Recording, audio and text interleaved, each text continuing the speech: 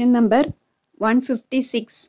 The source of energy in any ecosystem are option A. Osmotrophs, B. Autotrophs, C. Lithotrophs, D. Heterotrophs. சூழ்நிலையியலின் ஆற்றலின் முக்கிய ஆதாரம் A. ஆஸ்மோ மண்டலம், B. Auto மண்டலம், C. ஒளி மண்டலம், D. வெவ்வேறு மண்டலம்.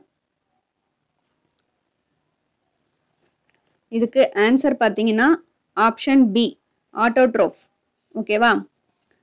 ஆட்டோட்ரோஃப்னா என்னன்னு பார்த்தீங்கன்னா an organism that produce its own food. ஓகேவா? தனக்குத்தானே உணவு உற்பத்தி செய்யறதுக்குள்ளும் அதுதான் ஆட்டோட்ரோஃப். என்னன்னா தாவரங்கள். முக்கியமாக எக்கோசிஸ்டம் சூழ்நிலையில் எது ஆற்றலின் முக்கிய ஆதாரம் பார்க்கும்போது தாவரங்கள் தான். ஏன்னா தாவரங்கள் தான் அதிகமாக இருக்குது எக்கோல சிஸ்டத்தில். அதுதான் கொஷின்.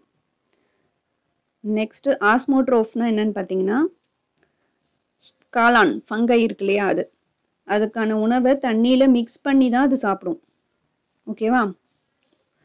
நெக்ஸ்ட் லித்தோட்ரோஃப்னா ராக் ஈட்டிங் பாக்டீரியா தான் எக்ஸாம்பிள். அதாவது ராக்ஸை சாப்பிட்றது தான் ஆர்கானிசம் தான் லித்தோட்ரோஃப்ஸ். ஓகேவா? Example rock eating bacteria. ராக்னா கல். ஓகே. டி ஹெட்ரோட்ரோஃப்ஸ்னால் என்னன்னு பார்க்கும்போது கன்சியூமர்ஸ் ஆஃப் ப்ரொடியூசர்ஸ். அதாவது ஆட்டோட்ரோஃப்ஸ்க்கு இன்னொரு பேர் ப்ரொடியூசர்ஸ். ஓகே. ஹெட்ரோட்ரோஃப்ஸ் என்ன பண்ணும்? ஆட்டோட்ரோஃப்ஸை சாப்பிடும்.